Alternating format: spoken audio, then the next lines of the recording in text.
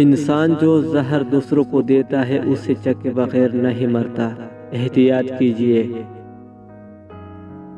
ڈرو اس وقت سے جب کوئی آپ کی اذیتوں کو سہ کر خاموشی اختیار کر لے۔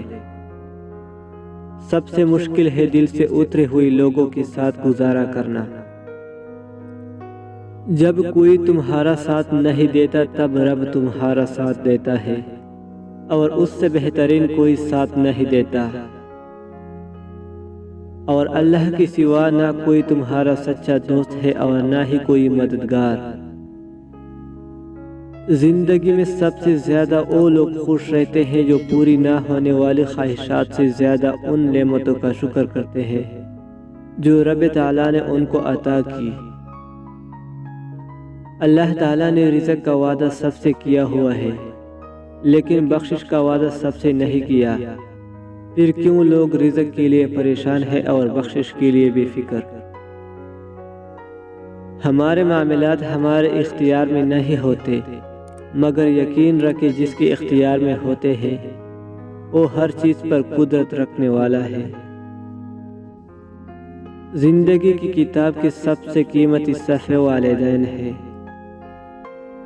زندگی بہت خوبصورت ہے اگر سب لوگ اپنے کام سے کام رکھیں۔